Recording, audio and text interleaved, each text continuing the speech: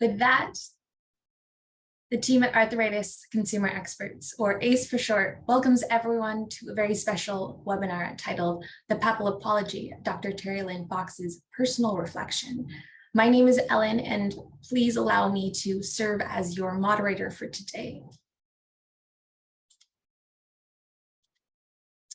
This webinar will consist of a 30-minute presentation followed by a 30-minute Q&A period. Before we begin, a few kind reminders. First, all participants are muted and cameras are off. Feel free to move around and stretch as you see fit.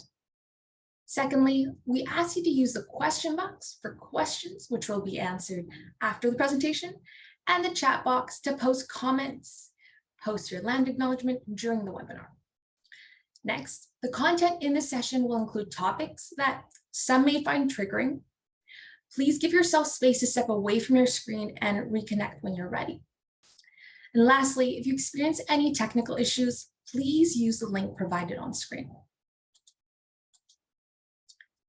Arthritis Consumer Experts and its team members are incredibly grateful and would like to honor the land on which we learn and we advocate. This is the traditional, ancestral, and unceded territory of the Coast Salish peoples, namely the Musqueam, the Squamish, and the Tsleil-Waututh nations. Gamotan is the inspiration and visual moral center of the work we are doing at ACE. Gamotan means cleansing as healing. This artwork that's located in the top left-hand corner was commissioned from an Indigenous artist, Courtney Alexandra Fox, from the blood tribe of the Blackfoot Confederacy. Courtney is a woman, a mother, a daughter, a sister, a partner, and a friend. She creatively expresses emotions, thoughts, and connections through various mediums of art. I invite everyone to take a minute to read the rich description of all that the art represents, which will be sent to you in a follow-up correspondence. Now, please join me in welcoming the president of Arthritis Consumer Experts, Cheryl Cohen. Hi, everyone. I echo our wonderful moderators' comments. Thank you for being here. Grateful to the Coast Salish peoples. It is always an honor to introduce our distinguished speaker, Dr. Terri-Lyn Fox. Dr. Fox is from the Blood tribe within the Blackfoot Confederacy, and she practices her Siksikaitsitapi ways. And she has taught us about those ways in a very generous, expert way. We're so thankful. Dr. Fox has a bachelor's degree in psychology, a master's degree in sociology, and a doctoral degree in education. And her dissertation was on the topic of Indian residential schools and the perspectives of Blackfoot Confederacy people. We are so grateful to Dr. Fox for sharing with us over the last year and a half the understandings, the learnings from this research, and also to the survivors who contributed to her research. We're so, so grateful to them. Dr. Fox is also directly and indirectly affected by Indian residential schools as a day school survivor herself. She is the super grandmother, the super mother, the super scholar, and just an incredible human being. We're so grateful to her for being with us today and talking to us about the Papal Apology through her lens, through an Indigenous lens, through an Indigenous scholar's lens. So welcome, Dr. Fox. It is your stage now. Good morning, everyone. Okay, from the traditional territory of the Blackfoot Confederacy.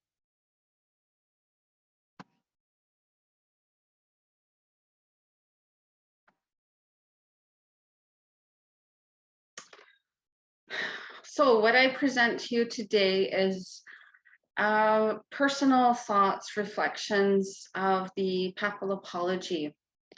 So in Blackfoot, and I wish I could pronounce it so gracefully as our fluent Blackfoot speakers do, his apology. And my Blackfoot name is So Abik Wikmadaki is Ikskat Daksin. my reflections on the Papal apology that took place July 25th and 26th, 2022. Firstly, yes, I am directly and indirectly affected by the Indian residential schools. Not only started, with experiencing that as a daughter of two survivors, but years before that, and the culmination of, assimilation policies and quote unquote contact, as well as the doctrine of discovery. So my PhD, thesis statement, the research, it's also part of my own healing journey. Had I known that when I first applied to do a PhD, the gutsy risk taking, even courageous, if you will, ambition, and I just love learning. So had I known then what the outcome would be, I might not have, applied. But in that whole process, change had occurred, deep-rooted feelings, ancestral memory, the DNA of our language, of our connection to the land, and to everything around us. It just, started coming to surface. In my PhD, I talk about the IRS compensation, the apology, and survivor stories. Specifically here, the apology. So in 2012 is when I conducted my field work, and at that time, many of the survivors were already sharing what that apology might look like, if in fact it does come about from the Pope, from the Catholic Church, from other churches. And so started, formulating, thinking in my own mind, what does that look like? And you will see pictures that I strategically insert with quotes or what I'm going to talk about. So we come from this traditional place of living on the land. Our housing, our dwelling was the teepee, and a teepee actually can't ever be torn down, blown away. It's so strong. How you erect a teepee is there's only one way you can do it, and so you need to be taught that. How you take it down, you need to be taught that. So those teachings years before residential school, but they still apply to today, because we still have our Akoggasen, which was the first photo you saw on the first screen. Now you see my photo of Pope Francis entering and coming to sit down at the Musqueam stage arbor, where there were thousands of people there. It was a different experience. Why did I put my name down to be part of a mental health support team, cultural support team for the visit? Well, I was curious, my curiosity got the best of me, and I was pretty cool when I first inserted my name. And I think it hasn't fully sunk in, but being there at that place and time, that's historical. I'm part of that history, and I get to share my experience. I get to analyze a few things, if you will, and I get to pass my knowledge, my experience on to my children, my grandchildren, and those who will sit and listen and talk with me. So one of the Truth and Reconciliation calls to action was an actual apology. They wanted, the churches to apologize as part of reconciliation. So in 2019, when the TRC was released, we call upon the Pope to, issue an apology to survivors, families, and communities for the Roman Catholic Church's role in the spiritual, cultural, emotional, physical, and sexual abuse of First Nations, Inuit, and Métis children in Catholic-run residential schools. We call for that apology to be similar to the 2010 apology issued to Irish victims of abuse, and to occur within 1 year of issuing of this report, and to be delivered by the Pope in Canada. So when you send that intention out, right, that's an intention. You send it out to the universe. It's going to happen, right? You can't not know it now. It's there. What are we going to do with it? What are we going to do about it? Who's going to act upon it? Who's going to make sure it happens? So many First Nations groups across Canada advocated, lobbied to ensure that this had occurred, and it has happened. And this is a culmination of years and years of desire, and you're at the very core. This is a step. It's a step in the path forward to truly realize truth and reconciliation. Pope Francis has apologized for the Catholic Church's role in the catastrophic legacy of residential schools during a visit to Maskwacis. So his apology is available, and there's some resources that will be shared when they send out the slide deck and further resources. But he was given a pair of moccasins as a sign of suffering and endured by the children, especially those who did not make it home. Well, even those that did, we feel the effects today, and we see it. So these actions are intentional, they're symbolic, and I hope it's truly a path forward, that not only the churches, but the systems we operate in, that we really want to walk together. Like it could be humanity's great legacy for us to walk together and to not run away from that pain and discomfort of feeling. That's done, that's in the past. But to feel it and to say, what do I do with this? How do I make sense of this? And how can I help you as you help me as we move forward together?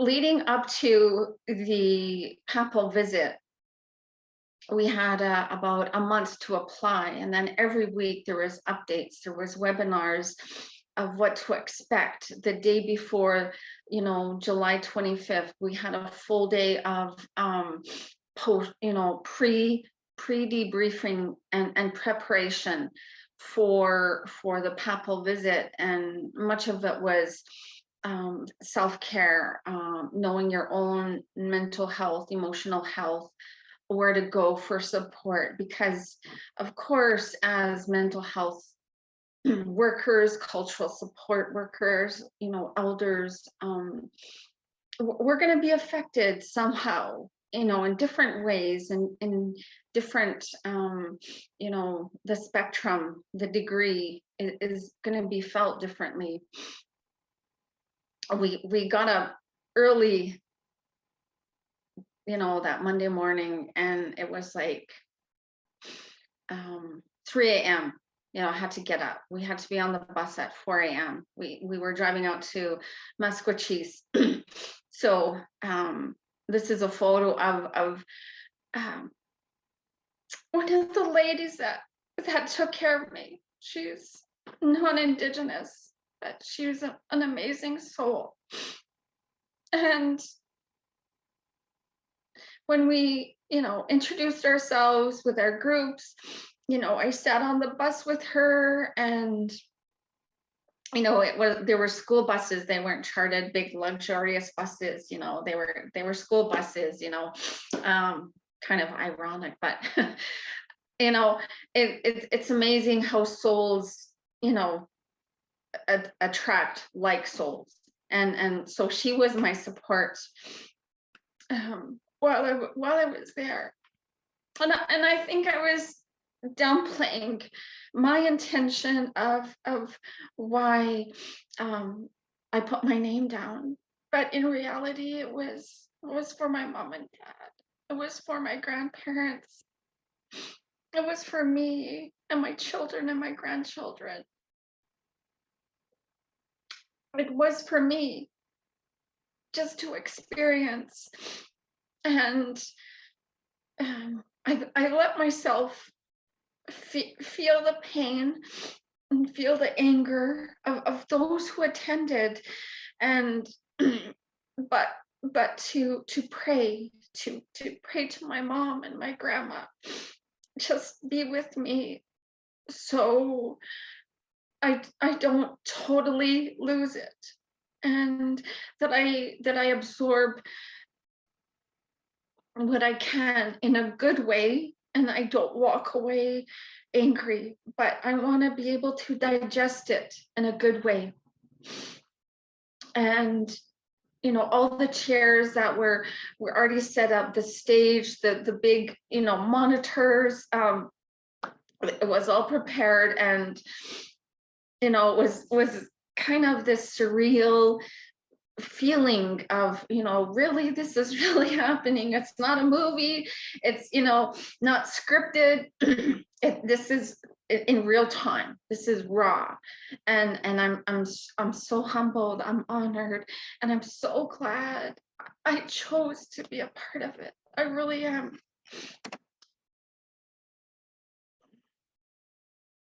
In his apology, and he's not a fluent English speaking Pope,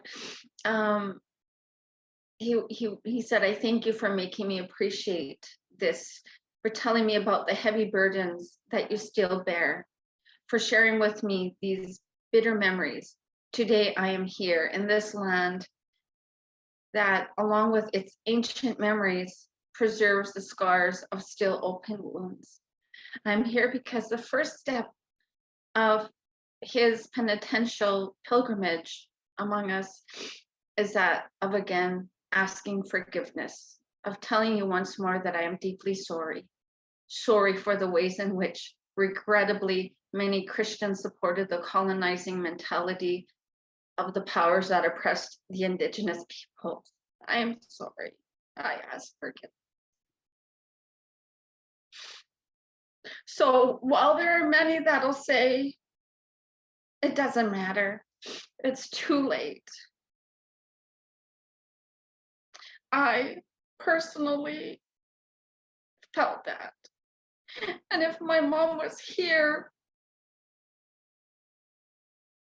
I'm sure she would have, told my dad, we're going up there. This is part of our journey. We need to hear it, and we'll go from there. My mom and dad had made amends with residential school late in life, probably during their 50s. When my mom retired, my dad stopped drinking, and they got to know one another.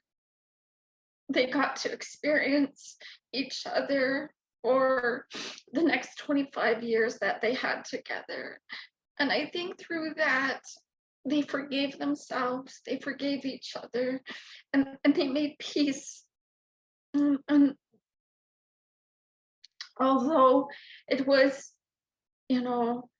challenging to grow up, knowing my mom and dad were taken away from their parents and their grandparents, and their language and our traditional ways. They're amazing grandparents and great grandparents. And I saw the gentleness and the kindness and just the love that they had once they forgave, especially themselves. So it meant a lot to me to hear that word. I ask for forgiveness and I am sorry. So as you can see, these are my photos, you know, mingling and making sure that, you know, members were supported. We were able to give snacks and, you know, Kleenex and water, and just support, being visible, the blue hats, the blue vest, just letting people know we were there for support. I saw some of my family from one of the reserves, and then from my reserve, and it was really good to see them. And I think they just felt secure that, you know, mental health support was there, cultural support was there. So, you know, again, it was not just for me, it was for my parents, it was for community, it was for other members, other First Nations people, that I could be there to support them while we hear, while we listen and see the apology unfold. And they're a part of this history as well. It'll be written in, you know, history books and other books to create awareness and healing. If you can see in the photo to your right, Justin Trudeau, Prime Minister Trudeau was there. Former Assembly of First Nations Chief Phil Fontaine is sitting right next to him. And Phil Fontaine actually started the movement of really investigating into the sexual abuse of Indian residential schools, as he's a sexual abuse survivor, Indian residential school survivor. And then just down, as you know, Jason Kenney, and then there were some elders sitting with him. One of our board members is just a couple seats down from the Prime Minister. So it was good for me. It was good for me to be there. This is a photo of, you know, getting to Masquachis at like, you know, 6 a.m., being prepared, being ready, you know, walking through. I think there was up to 400 mental health and cultural support workers for the 2 days. And, you know, pretty, the energy that we, when we came together, was felt, and the support and the healing, you know, albeit there was a couple of individuals that were there just to be there, and I noticed that, but that wasn't my journey, that was their journey. You know, so I have to let that go. I can't let my ego get in the way and say, what on earth are you doing here, right? I just let it go and pray about it and say, you know, it's not a perfect world, you know, but people try. There's a photo I inserted here of these wooden chairs and these wooden desks, and in May we had a Indian day school, kind of this. Every week we're in a different community on a reserve. We're in Lethbridge, we're in Calgary. We actually, our Indian residential school, day school support workers went to one of the Drumheller prison to support any members there that wanted to fill out their day school. So my work, we just have, you know, broken down the invisible barriers of on reserve, off reserve. We're gonna go where we're gonna go, and the invisible boundary of our reserve is no longer in our mind. We're expanding that. We're decolonizing, and we go where where we can, where we're needed. But that day I was there, and although I had already filled out my day school application last year, I received my compensation, took a year to review. You know, as a, you know, you don't just apply for the first level, because there's so many layers to your experience, and so it took a year. And when I was there supporting with our team, and we had about 50 people come that day, I was looking at our community. I was looking at the hall that we rented for that day, you know, and these emotions came up. And you know, we still had these wooden desks, we still had these wooden chairs, you know, and in my mind I'm saying, you know, F you colonizer, F you residential school, you know, we're here, and we're healing, and we're helping our people. We're overcoming Gamodan, to overcome, to survive, to recover, to forgive. That's where we're at. It's very raw and real. And I'm part of this bigger than me, but I'm a part of it. So that's a part of me too. And I really value that. I honor that, in who I am, the work I do, but my own personal clout and courage and tenacity to push forward, and you know, to be that. Who am I not to be, really? These are other photos from Masquachis. You know, it was a beautiful morning. Light rain, you know, came after the Pope's apology. The rain kind of dissipated, but as you can see, there was a huge crowd within the arbor, but also the security. So there was, you know, the security on top of the buildings, strategically placed, you know, in different areas. There was helicopters going above us, and you know, again, it just felt surreal. Like, is this really happening? Really, are there really snipers here? Right? It's real.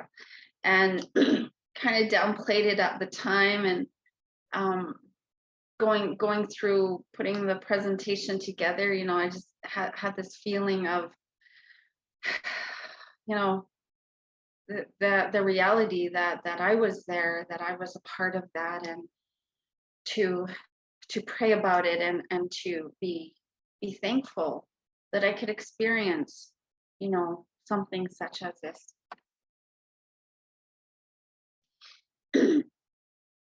Not only my personal experience, but also writing about it.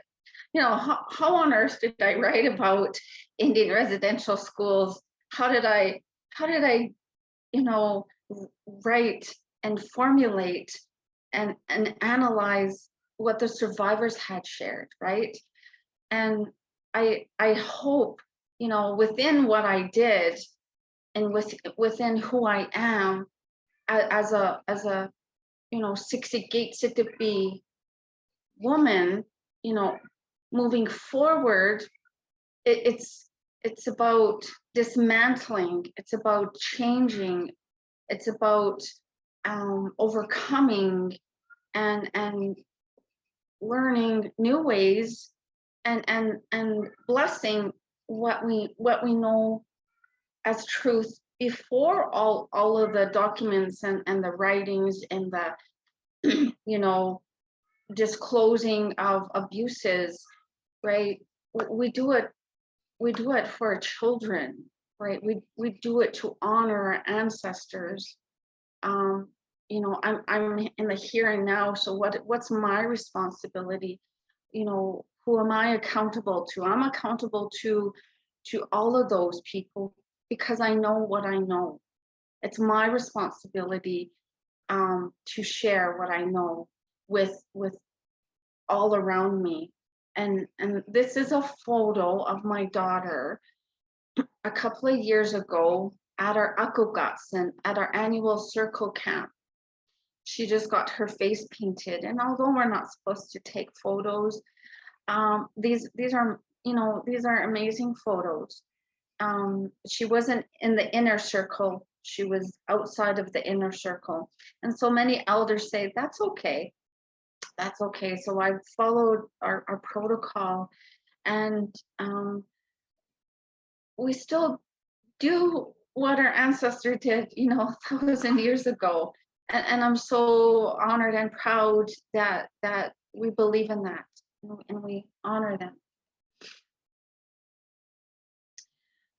On that Tuesday, I was getting sick, by the way. I've been kind of sick throughout the month of July, and because I have RA, I'm very mindful of when I get sick, and I'm also stubborn.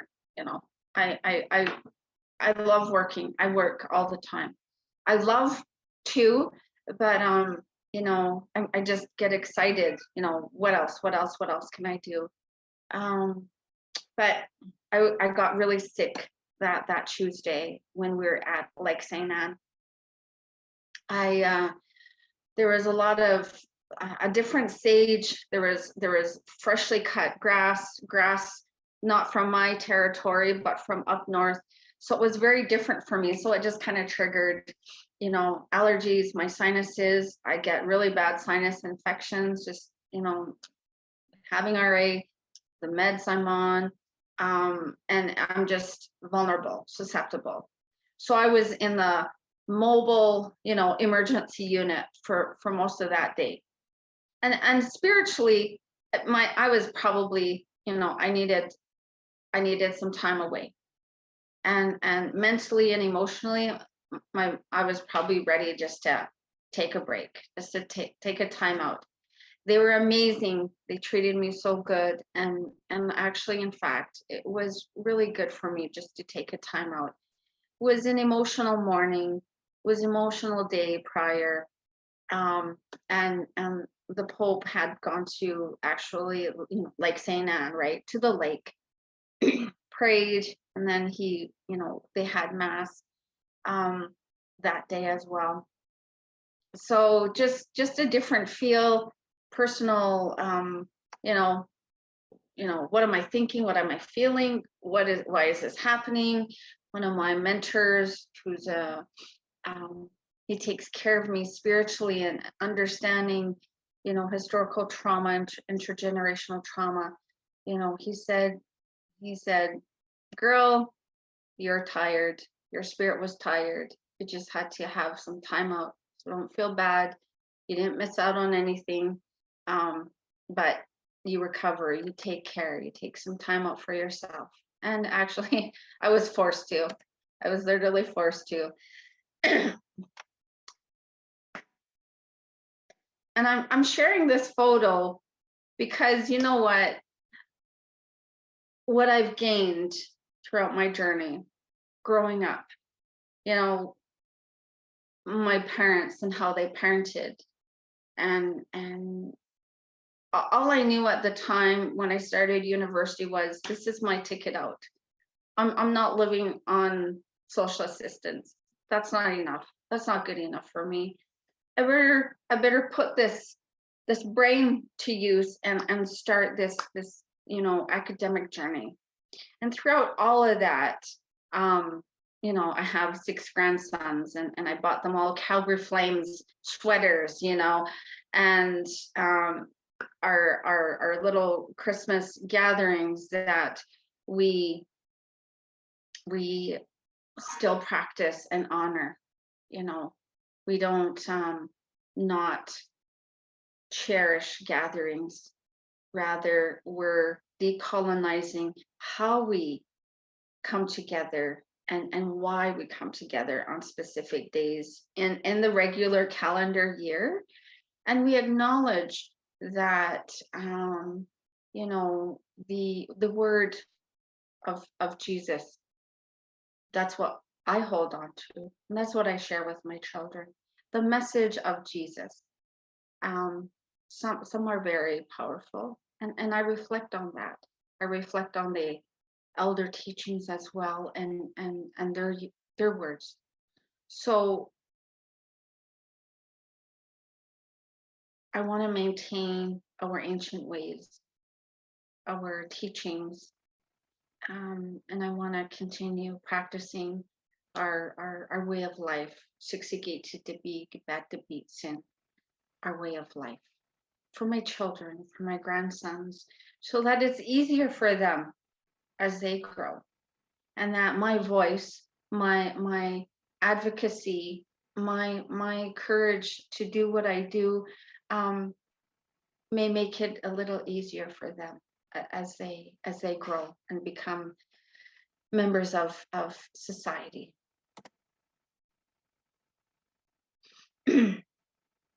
And I really reflect back on our culture, a strong culture, a strong people. So the culture functions as their immune system of the social body. So looking at, you know, the last 500 years, you know, looking at specifically residential schools, Indian day schools. One thing that I will, you know, strongly share is that our ceremonies, our connection to each other and creator, these things are real. These things are protective factors. If they weren't, we wouldn't be practicing them. We might not be here as a Blackfoot nation.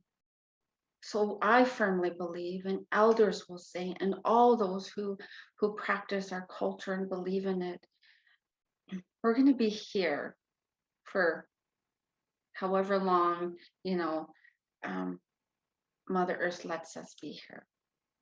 This is a recent photo of our day treatment program, coming back to our ancient ways and teaching those who are on the path of recovery and wanting support to abstain from using any type of substance. And I'm part of that.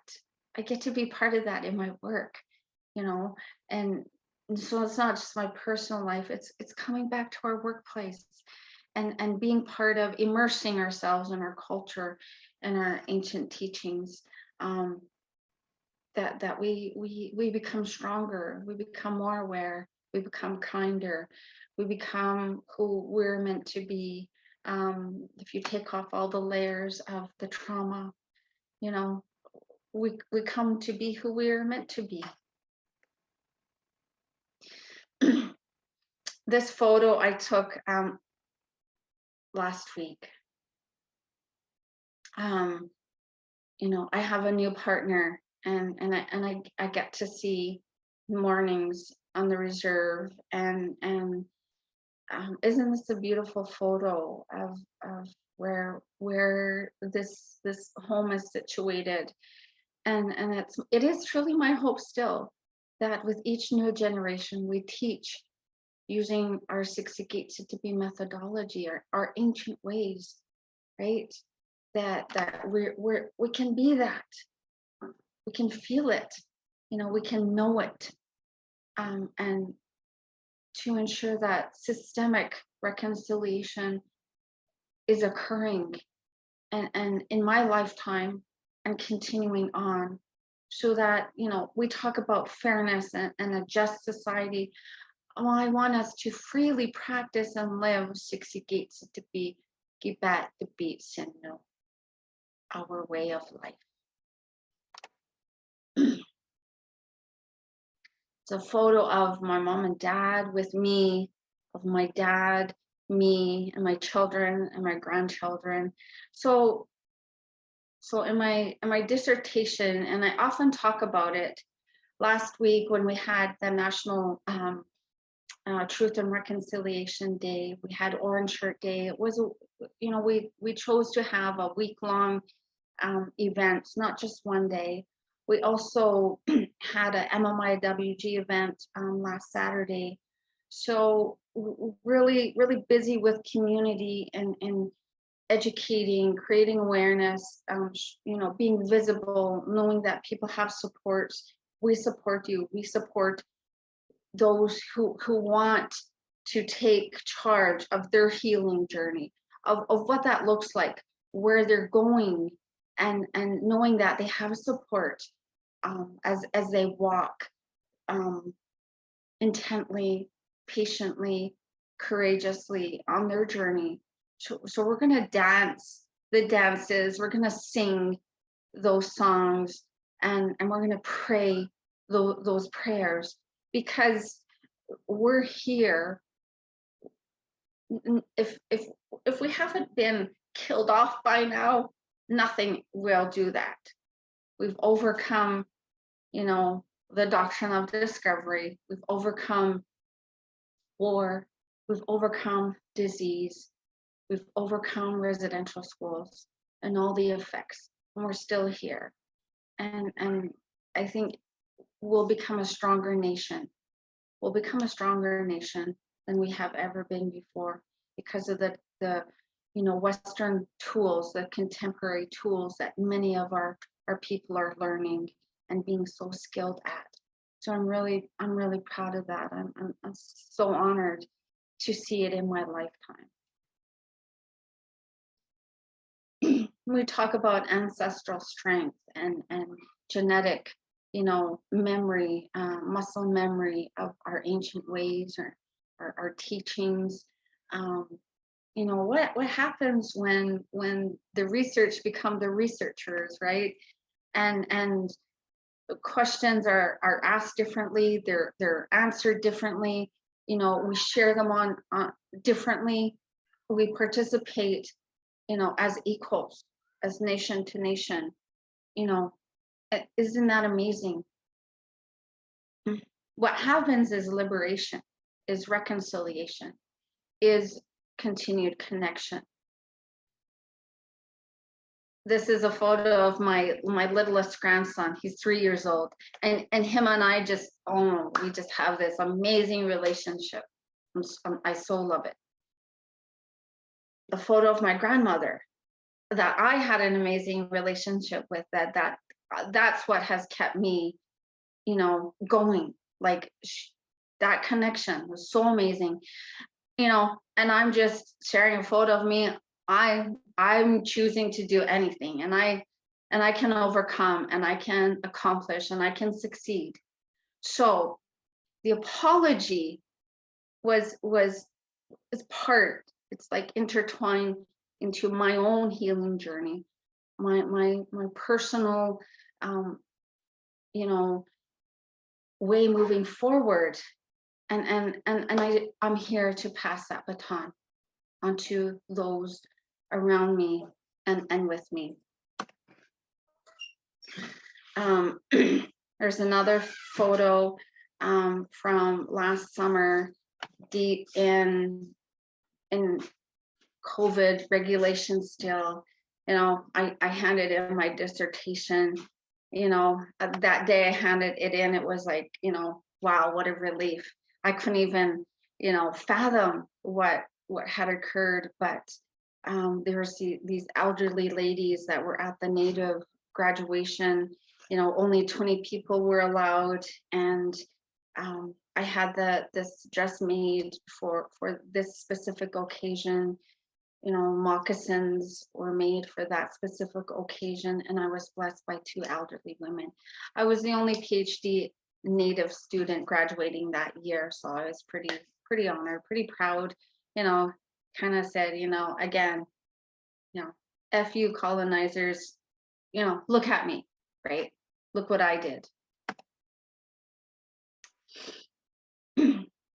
and in the final, kind of the last words of the Papal apology, he says our own efforts are not enough to achieve healing and reconciliation.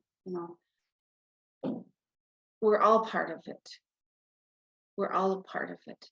So we can say God, we can say creator, we can say higher power, whatever that is for you, that energy, that also powerful energy that we pray to, that we ask for guidance and clarity. We're all a part of change.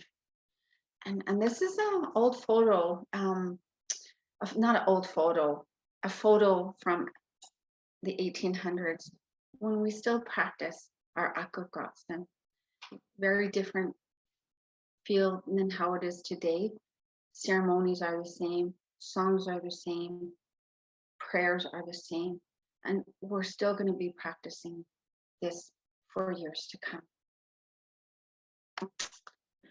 And this is a photo of my mom and dad, who are survivors, and I just wanted that to be my final, photo, showing you that whatever they experienced, they overcame. And this was a photo we used for their 50th wedding anniversary. So I want to thank you for sharing this time with me, and I end my personal reflection there. Thank you. Thank you, Dr. Pat. And I think on behalf of everyone, just like extremely heartfelt. So, beyond raw, I feel like you pulled us in, right? Like we went really, really deep there. And, I cannot imagine what it takes to have your level of forward looking. It's not optimism, so to say, but there's a, it's further than optimism, that really truly forward looking of what are our next steps. Let's take them. Let's do it together. So I thank you for allowing us to be here and to sit with you in this uncomfortable space. And, if there's discomfort, is what you taught me, to sit in it, right? To like actually be here, like to sit in this feeling and then see what comes up out of it. So let us all sit, let us all ruminate. And what we will do is we'll switch over to the Q&A session. And if there's something that's not answered, we will follow up by email. And I'd like to start here with a question from the audience that says, your acceptance and hope is inspiring. However, what actions or next steps from the Vatican are you and Indigenous leaders calling for?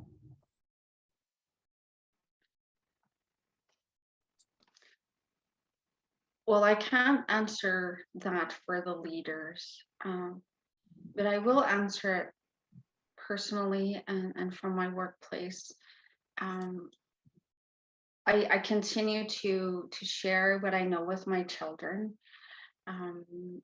and they have access to all resources that I have access to. They have access to the elders and knowledge keepers and sacred bundle holders on our reserve, and I think for them too, as part of intergenerational healing, that they will be guided. I cannot force anyone to change, to say, well, you better heal. I've learned that over the years, that I'm a helper, and if helping you is just that I sit with you and I just accept you as you are, then that's what I'm gonna do. If you ask for help in other realms, such as where can I go, to talk to somebody, I'm having these feelings or these thoughts, or I'm not understanding why I do this.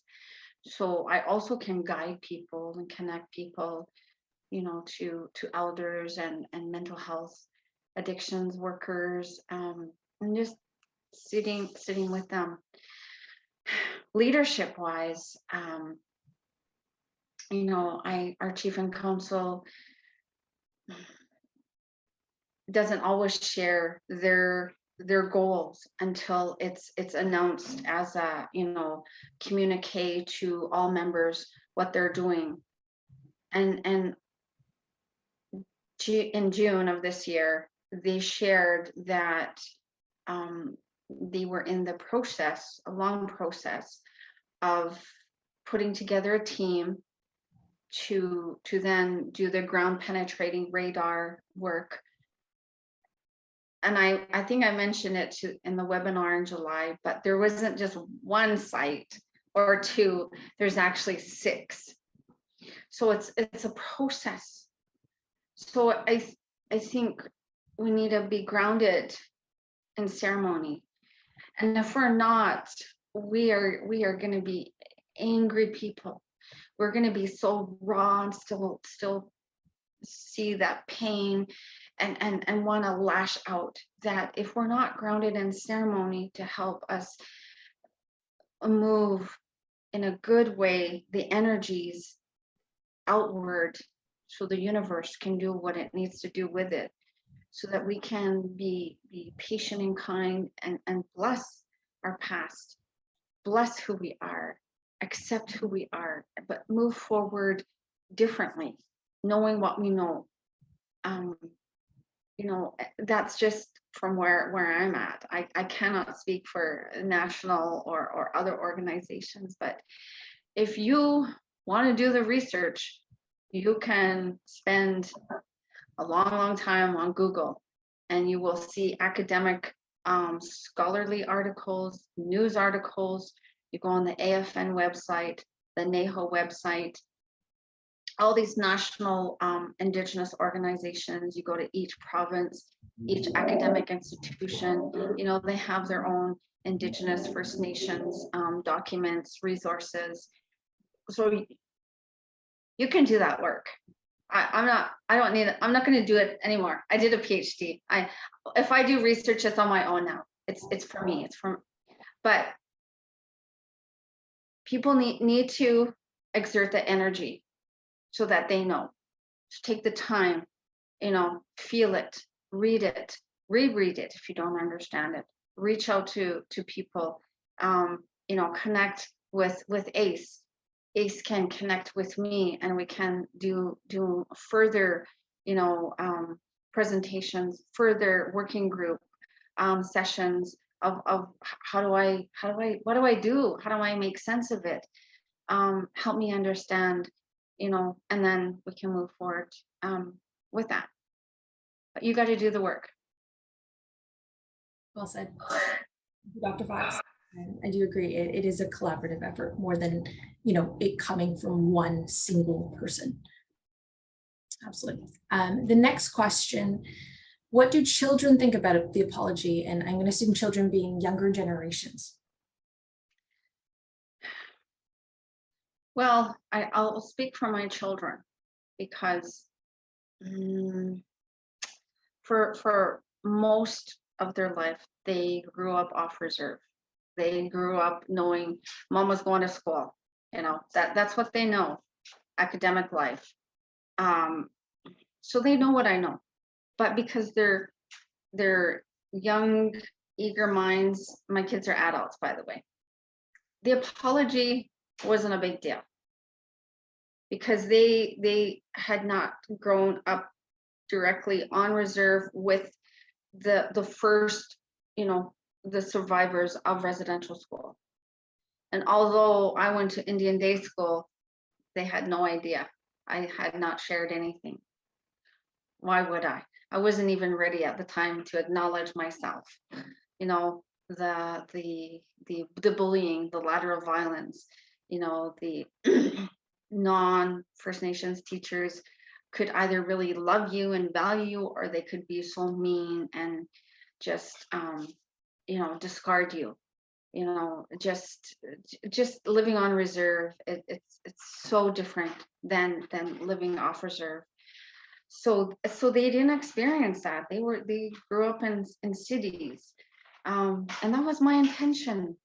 And maybe hindsight, it would have been okay to share with them some things, but trauma kind of dictates how you do things. So I protected my kids from whatever. But as they became older, I started sharing with them, started helping them understand their own behaviors and why I was a single parent for most of their lives, you know, and why I did what I did and why I say what I say.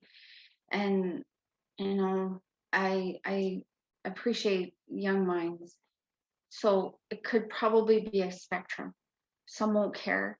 Some may run with it and say, this happened. Now what? Now what can I do? What's the next step now that the Pope has apologized?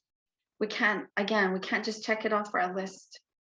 We have to see the action thereafter. And so let's see what's going to happen. Thank you, Dr. Fox. And from what we know, and we are just so grateful to have met some of your children and know that you've done as a parent everything that you possibly could. So just please know that. And our last question to wrap up is, what is the doctrine of discovery and how does it relate to the Truth and Reconciliation calls to action?